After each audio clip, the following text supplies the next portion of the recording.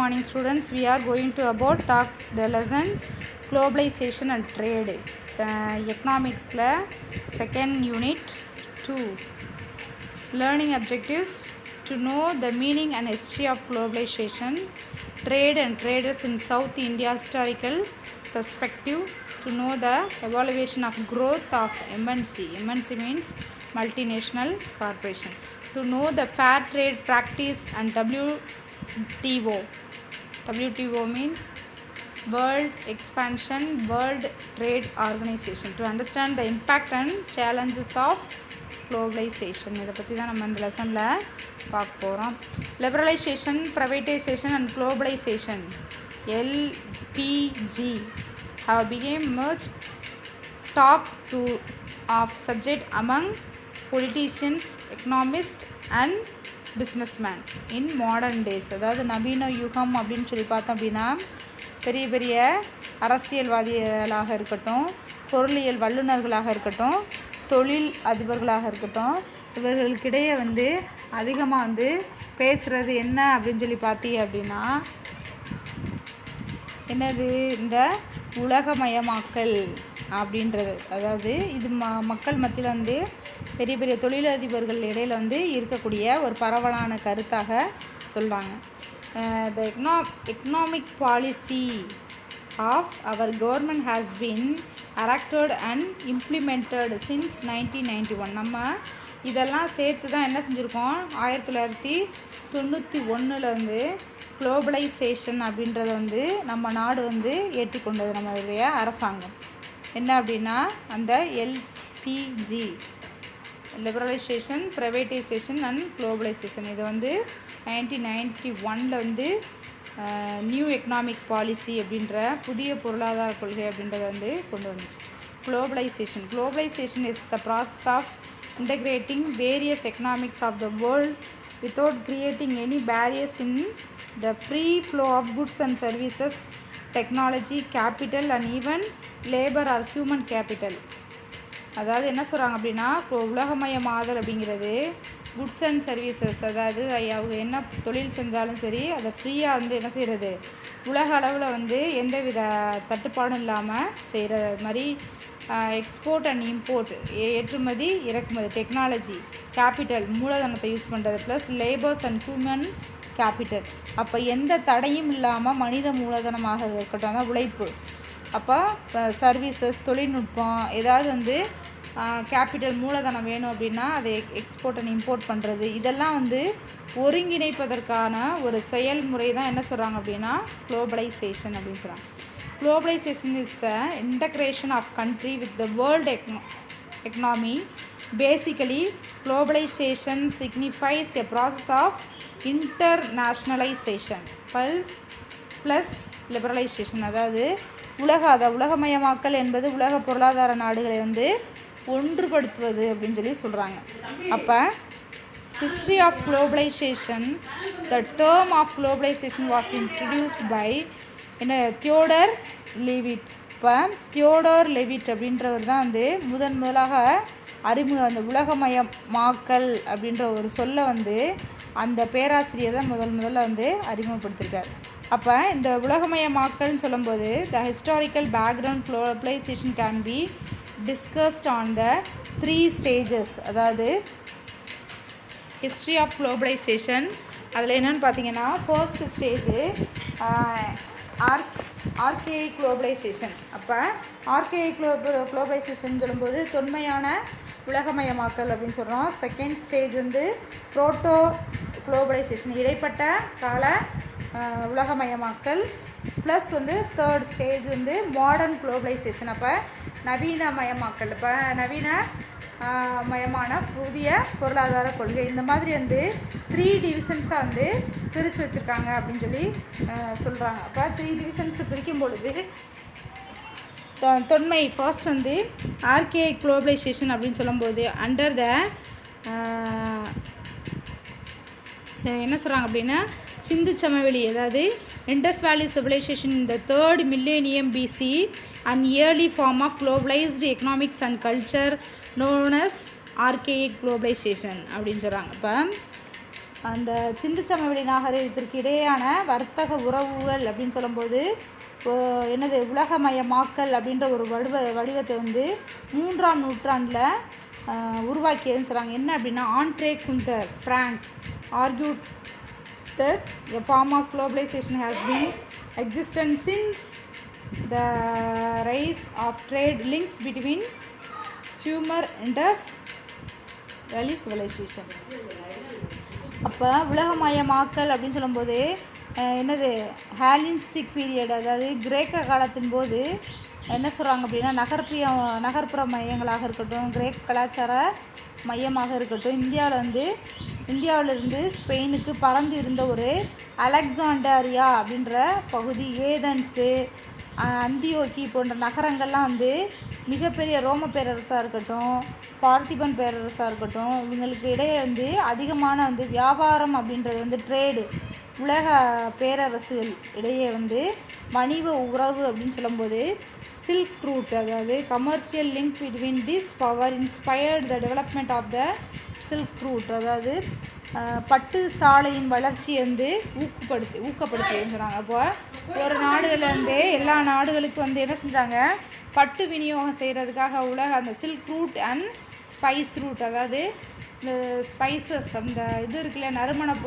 பொருட்கள், வாசனை திரவியங்கள், இதெல்லாம் ஒரு நாடுகள்லேருந்து இன்னொரு நாட்டுக்கு ஏற்றுமதி இறக்குமதி பண்ணாங்க. அப்போ இதன் விளைவாக தான் வந்து உலக நாடுகள் அப்படின்னு சொல்லி பார்த்தீங்க அப்படின்னா இந்த மேப்பில் எங்கெல்லாம் பார்த்தீங்கன்னா ஐரோப்பா காண்டினென்ட், ஏஷியா காண்டினென்ட், அப்போ இந்தியா, சீனாவிலேருந்து நிறைய வந்து என்ன கொண்டு வந்தாங்க அப்படின்னா பட்டு, சில்க், ஆஸ்திரேலியா, எகிப்து, அப்புறம் ஆஃப்ரிக்கா, இந்த பகுதியெல்லாம் வந்து அதிகமாக அந்த கடல்வழி ரூட் மூலமாக பட்டு ட்ரேடு, சில்க் ட்ரேடு வந்து வியாபாரம் நடக்கிறதுக்காக அந்த என்ன கண்டுபிடிச்சாங்க அப்படின்னா இந்த வாணிப உறவு அப்படின்றது வந்து இருந்துச்சு அப்படின்னு சொல்கிறாங்க. The Islamic Golden Age was also an important early stage of globalization. The event of Mughal Empire, the destabilizing to the commercial centers of the Middle East and China, greatly facilitated travel along the Silk Route அப்படின்னு சொல்கிறாங்க. இப்போ இந்த இடைப்பட்ட காலம் அப்படின்னு சொல்லும்போது உலகமயமாக்கலில் வந்து இஸ்லாமியர்களுடைய காலம் வந்து பொற்காலமாக இருந்தது அப்படின்னு சொல்கிறாங்க. மங்கோலியர்களுடைய ஆட்சி, சீனாவினுடைய வர்த்தக மையம் அப்படின்றது வந்து அதிகமாக இந்த நடந்த அதாவது ட்ரேடு, இந்த வணிகம் அப்படின்றது வந்து பொருட்களை பரிமாற்றப்படக்கூடிய காலகட்டமாக அமைந்தது. இதை தான் என்ன சொல்கிறாங்க அப்படின்னா தொன்மையான இந்த ஆர்கேயிக் குளோபலைசேஷன் அப்படின்னு சொல்லி சொல்கிறாங்க. Next proto globalisation. Proto means இடைப்பட்ட உலகமயமால். The next phase is known as proto globalisation. என்ன சொல்லியிருக்காங்க, European empires in the 16th and 17th century first the Portuguese and Spanish empires and touched the British empires in the 17th century. அதாவது இடைப்பட்ட உலகமயமாதல்னு சொல்லும்போது 16 மற்றும் 17ஆம் நூற்றாண்டு எல்லா ஐரோப்பிய பேரரசுகளினுடைய எழுச்சியால் போர்ச்சுகீசியர், Spanish, டச்சுக்காரர்கள், British இவங்கெல்லாம் என்ன பண்ணாங்க அப்படின்னா கடல்வழி மார்க்கமாக வியாபாரம், வணிகம் அப்படின்றத வந்து மேற்கொள்ள ஆரம்பிச்சிருக்காங்க. அப்போ அப்படி ஆரம்பிக்கும் போது இன் 17th century globalization became private business phenomenon like British East India Company found in 1600 BC describes as the first multinational company and the first Dutch East Indian Company found in 1602. அப்போ என்ன சொல்கிறாங்க, இந்த காலகட்டத்தில் வந்து கிபி 1600 பார்த்திங்க அப்படின்னா பிரிட்டிஷ் ஈஸ்ட் இந்தியன் கம்பெனி வந்து அறிமுகப்படுத்தப்பட்டது. 1602 1602 பார்த்திங்க அப்படின்னா டச் ஈஸ்ட் இந்திய கம்பெனி வந்து உருவாக்கப்பட்டது. In 16th century Portuguese started establishing trading post factories from Africa to Asia and பிரேசிலா. இதற்கு 16ஆம் நூற்றாண்டில் பார்த்திங்க அப்படின்னா போர்ச்சுகீசியர்கள் என்ன செஞ்சாங்க, தன்னுடைய வியாபாரத்தை ஆரம்பித்தாங்க. அப்போ வர்த்தக நிறுவனங்கள், தொழிற்சாலைகள் அப்படின்றது வந்து எங்கெல்லாம் நிறுவ ஆரம்பித்தாங்க போர்ச்சுகீசியன்னு பார்த்திங்கன்னா ஆஃப்ரிக்கா, ஆசியா மற்றும் பிரேசில் இந்த பகுதியில் தான் வந்து அதிகமாக ஆரம்பிக்க ஸ்டார்ட் பண்ணியிருக்காங்க. Next modern globalisation. மாடர்ன் சொல்லும்போது the 19th century witnessed the advent of globalization approaching its modern form. between the globalization in the 19th and in the 20th century. There are significant differences. அதாவது 19ஆம் நூற்றாண்டில் உலகமயமாதல் அப்படின்னு சொல்லும்போது அது என்ன ஆக ஆரம்பிச்சு அப்படின்னா நவீனமயமாக உருவெடுக்க ஆரம்பித்தது. அப்போ 19 மற்றும் 20ஆம் நூற்றாண்டுகளுக்கு இடையே நடைபெற்ற உலகமயமாதல் அப்படின்றது வந்து உலகளாவிய வர்த்தக பொருளாதாரத்தில் மூலதனம் கேபிட்டல் அண்டு முதலீடு அப்படின்றது வந்து அதிகளவு capital and investment and the economic and another one is global trade in 20th century. அப்போ 20ஆம் நூற்றாண்டில் வந்து வணிக உற்பத்தின்னு சொல்லும்போது அதிக பங்கு வந்து பெற்றிருந்த இந்த வர்த்தகம் ப்ளஸ் பன்னாட்டு நிறுவனங்களுடைய உற்பத்தி வணிகத்தில் வந்து எழுச்சி வந்து ஏற்பட ஆரம்பித்தது. அப்போ அந்த 20th century shows a higher share of trade in merchant production, a growth of the trade in service and the rise of production trade of multinational firms. அதாவது அதிக அளவு என்ன செஞ்சு அப்படின்னா வணிகத்தில் வந்து நிறைய உற்பத்தி அப்படின்றது வந்து இண்டஸ்ட்ரி அப்படின்றது வந்து உருவாக ஆரம்பித்தது. Multinational trade contract and agreements have been signed link the general agreement of tariffs and trade அதான் GATT tariff and trade. அது சுங்கவரி வணிகம் மற்றும் பொது உடன்பாடு உலக வர்த்தக அமைப்பு இதெல்லாம் வந்து பன்னாட்டு வர்த்தக ஒப்பந்தத்தோட கையெழுத்திடப்பட்டது. அதாவது ஒரு நாட்டிலேருந்து இன்னொரு நாட்டுக்கு எந்த ஒரு இண்டஸ்ட்ரி ஆரம்பித்தாலும் சரி பொருட்களை எக்ஸ்போர்ட் அண்ட் இம்போர்ட் பண்ணாலும் சரி அதுக்கு வந்து ஒப்பந்தம் அப்படின்றது வந்து போடப்பட்டது. இன் 1819 அதாவது 1890 அப்படின்னு பார்த்தீங்க அப்படின்னா from 1890 up to the world first instability trade was a problem, but in the post war period there has mostly been economic expansion which leads to stability. Technological changes have caused lower transporting costs. It takes just a few hours to transport goods between continents today. Continents today. இப்போ வந்து பெரும்பாலும் வந்து பிந்தைய காலம் அப்படின்னு சொல்லும்போது பொருளாதார விரிவாக்கம் அப்படின்றது வந்து ஒரு நிலைப்புத்தன்மை அதாவது பெர்மனண்ட்டுக்கு வந்து உறுதுணையாக இருந்தது அப்படின்னு சொல்கிறாங்க. Trade and traders in South Indian historical prospective.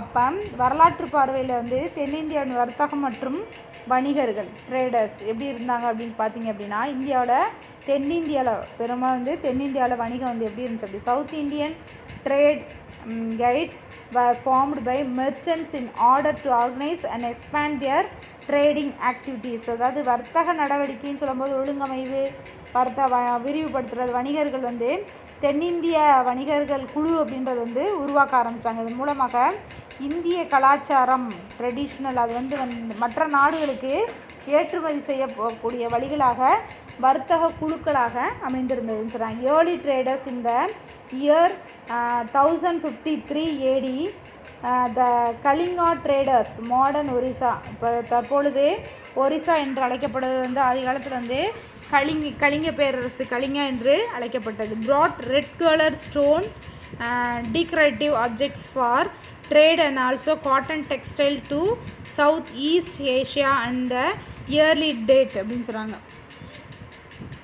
அப்போ 1053 கலிங்க வர்த்தகர்கள்னு சொல்லும்போது சிவப்பு வண்ணக்கல் அலங்கார பொருட்களை வந்து வாணிபத்திற்கு கொண்டு வந்தாங்க. ஒரிசாவிலேருந்து கொண்டு வந்திருக்காங்க.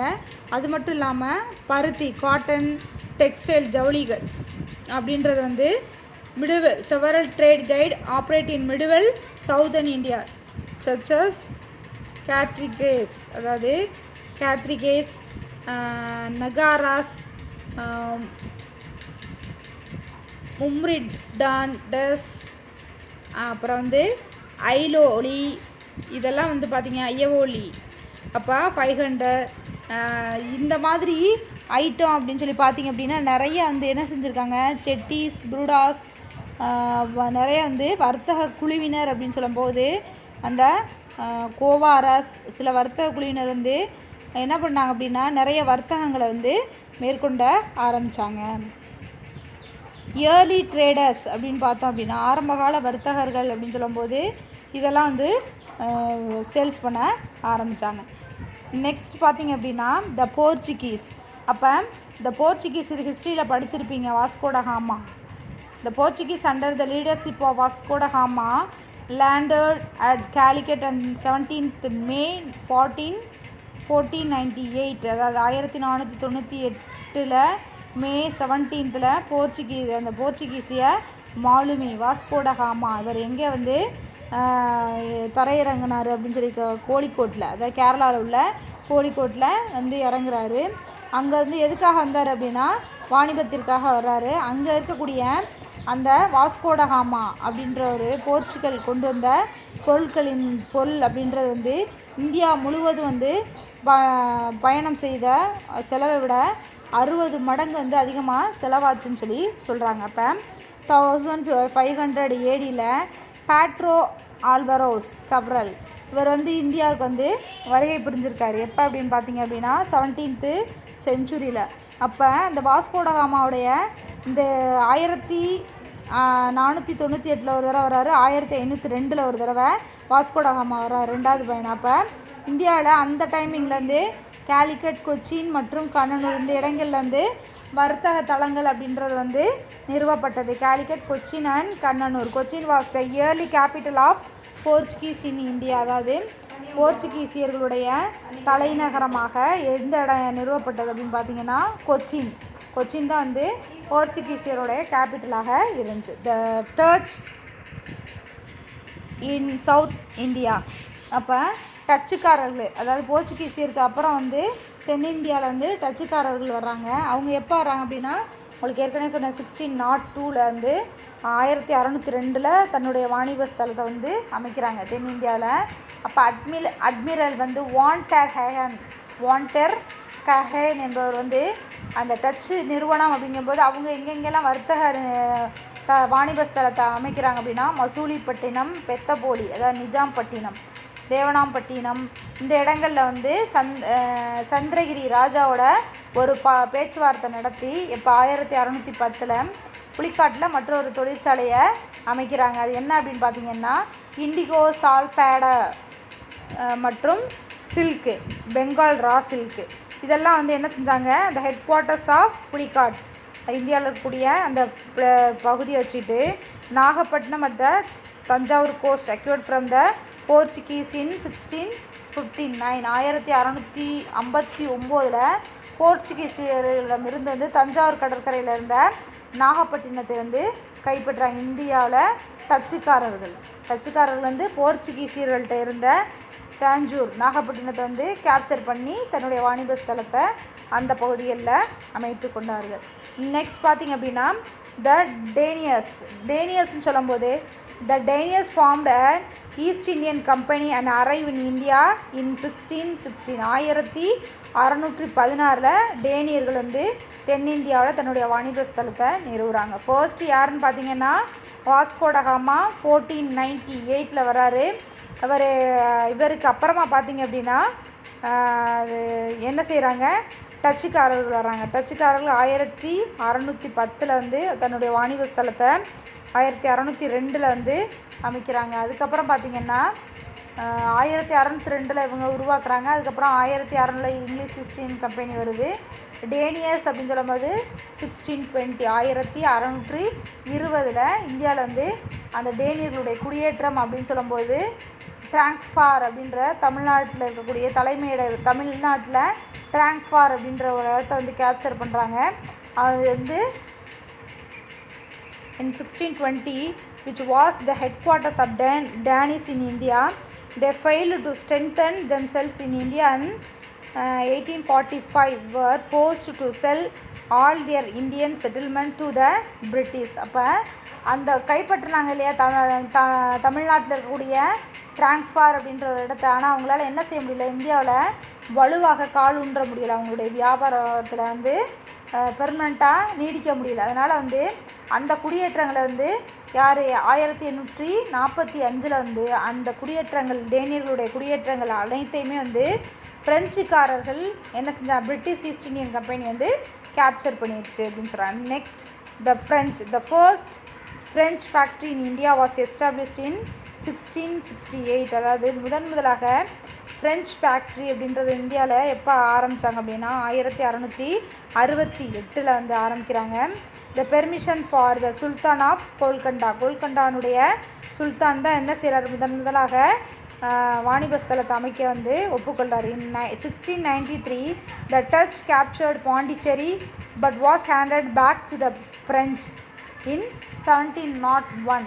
அப்போ இந்தியாவில் வந்து அனுமதி பெற்று தொழிற்சாலையை வந்து நிறுவுகிறாங்க யார், பிரெஞ்சுக்காரர்கள்.